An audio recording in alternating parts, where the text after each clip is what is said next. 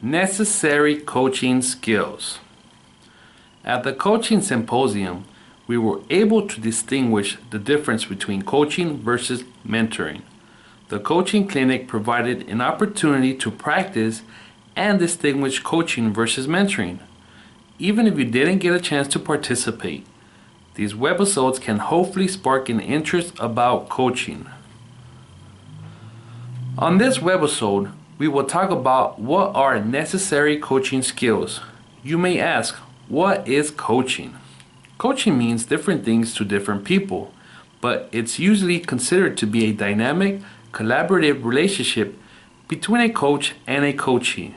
It also involves the coach and coachee communicating and interacting to help the coachee achieve growth, develop professionally, and improve performance. There's no one-size-fits-all model for coaching. Every individual is different and has unique needs, but good coaches require skills in a few key areas: listening, setting goals, questioning, and providing support and feedback. On our first scenario, we will show a coaching experience without these key skills. In this example, Jesus is coaching Stefan to help him be more competent in his job.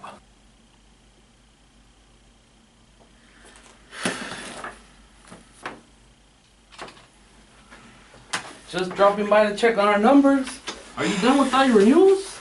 Our team is not 100% for 2015. Hey, good afternoon, and thanks for stopping by. It is afternoon. I mean, finally I get to talk to you. No, I'm not done with my work. I still have a lot to do. I feel like I can't get enough done each day. Oh, really? That's too bad. Hey, what happened today? I heard you're not ready for today's case review. What's going on? I also heard you're past due on your compliance training, and I've been wanting to tell you, I know we're in casual dress, but you come to work in the same dirty, wrinkled t-shirt. You same time me, email me, and you've been passing by my cubicle. It looks like you need some help. Did you have a question? Yeah, I did have a question. I thought it was a quick question. You know, it was simple, but it was for a group that was due last week. Last week? Why are you barely asking me? I've been trying to get a hold of you, but every time I come to your desk, you're busy. You look like you can't help. I mean, do you ever have time to help me? Well, I came by your desk several times and you're never around. Can I ask you something? What do you do all day? I pass by your cubicle and you're checking sports or shopping online. I can see why you're behind on your work. I just need to know, do you understand what's required of you? I mean, do you know what you're doing? I think I do, or at least I thought I did. I just feel like I have so much on my plate, I get frustrated because I can't finish anything. What makes you stuck on your work? Work is work. What's the problem? Listen, I had a question. You're never around to answer it. And then when I ask you for a question, like yesterday, for example, you told me, go find it on HPI. I went on HPI. I couldn't find it. I was there all day. All day? Really? What a waste of time. You should come back to me after you can't find the answer. Don't waste all day looking on HPI. Look, man, you told me I only get to ask you 3 questions each day. I didn't want to waste one of my 3 questions on something simple like at HPI. Plus, you said you were going to talk to me before lunch. Well, it's already 3 p.m. and I've yet to take my lunch. You know, we're all busy here. Besides, every morning I come in, you're waiting in my cubicle with like 30 questions to ask. You need to figure out how to find answers for your own questions. When I started, I had no one to help me. I trained myself. But I've been meaning to tell you, the account managers have been telling me your work is always late and you're never available to answer their questions or even respond to the emails. Do you need help? That's what I've been trying to tell you. I need help, but you're never available. I leave stickies. You tell me to come back. When am I supposed to get any help from you? Well, you're late on your work. That's why I wanted to check. Well, you're not my manager anyway. What do you care if I'm late? Well, the manager assigned me as your buddy, so your performance is making me look bad. And I want to get promoted, and you're not helping me out here. Just try to meet your numbers. If not, tell the manager you can't do it. She'll see who could help you. You know, we all have to be like Nike. Nike? What do you mean, be like Nike? Yeah, just do it. Oh. Coaching can be difficult. By applying such necessary skills, the coaching relationship can be more dynamic and resourceful for both the coach and coachee. If you want to be an effective coach, the first skill you need is the ability to listen. This is more than just passively taking in what the other person is saying. You should use active listening techniques to discern needs. For instance, listen for keywords and repeat them back to ensure you've understood. And be aware of the other person's body language. If someone seems upset, don't make light of the situation. If the person is tense, try to create a less stressful atmosphere. The most important part of listening is also the most challenging for many people. You should keep your own ideas to yourself until the other person has finished speaking. This sends a powerful message that you're giving your full attention and that what the person has to say is valuable.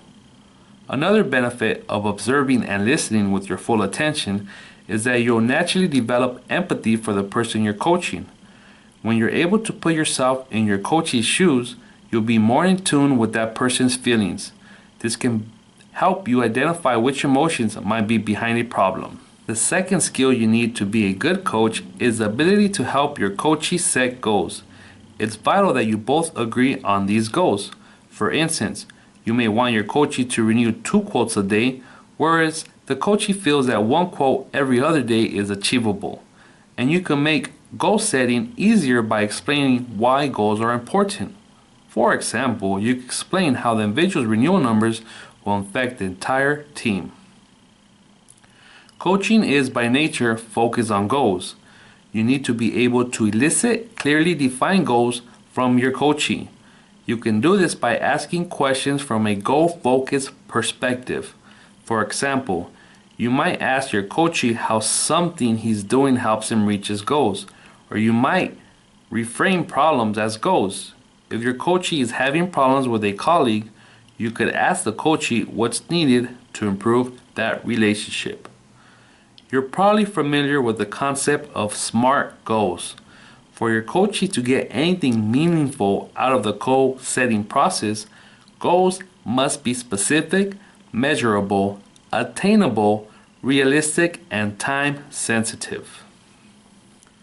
One of the best ways to find out how to approach a problem is simply to ask what the coachee thinks.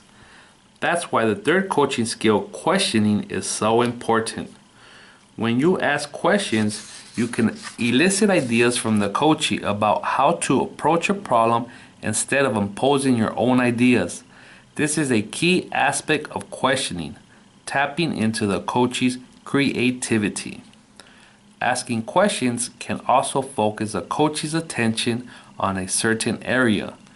Maybe the person is having performance problems. If that's the case, you could ask questions to direct the coachee's attention to ways to improve performance. Another benefit of asking questions is that it gives ownership of a problem to the coachee. Instead of telling the coachee how to solve a problem, you give the individual the tools to come up with ideas. This can foster a feeling of commitment in the coachee. You'll get the most meaningful answers if you use open questions. Instead of asking questions that begin with will you or can you, for instance, ask questions that begin with how, tell me, what, or why. The final skill you need to be an effective coach is the ability to provide support and feedback. If your coachee is feeling discouraged or unable to complete a task, being an encouraging presence may be all that's required to get back on track. You can encourage a coachee by reassuring him of his ability to accomplish a goal, by showing you have confidence in him, and by not letting him give up. Even saying something as simple as "don't give up" can be enough to restore confidence. Providing feedback can be more challenging. The key is to deliver feedback that's specific and descriptive rather than a vague and judgmental or subjective. You want to base your feedback on observed behavior and data. Inevitably, you'll have to give negative feedback, and this can be difficult. Ensure you've already given positive feedback before moving on to the negatives. Then you won't seem like a coach who only criticizes and never praises. Commenting on the behaviors and not the individual can also make negative feedback seem less harsh. Focus on what the coachee can do in the future rather than on past mistakes. And avoid blaming the coachee if something goes wrong. This only leads to defensiveness. Coaching can be perceived in many different ways. It might mean sharing your wisdom and experience or offering feedback and encouragement, for instance. Coaching doesn't have a one-size-fits-all model. Every individual is different and has unique needs. But to be a good coach, you need to possess some of the key skills: listening, setting goals, questioning, and providing support and feedback. Now, let's look at the scenario from before, but this time applying some of these necessary skills. Just stopping by to check on our numbers. Want to see how we're doing our 2015 renewals. Hey, thanks for stopping by this afternoon. It is afternoon. I mean, I had some questions. I was trying to get things done, but the work just keeps piling up, man. Well, what's holding you back?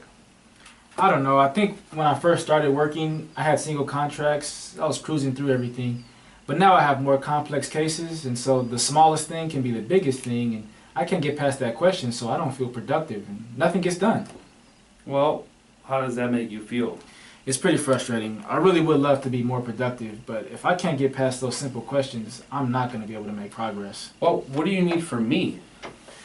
You know, it might be helpful if we actually had some dedicated time to work through these questions. I mean, we've been kind of meeting randomly, and that's helpful, but a lot of questions go unanswered. Well, that's good you have questions. It means you're learning. And I don't have the answers to every question, but we could work together to find them. We could probably use that time also to set goals. That sounds pretty good. And while we're at it, we could probably set up a contract. Man, a contract is a great start. Hey, thanks for stopping by.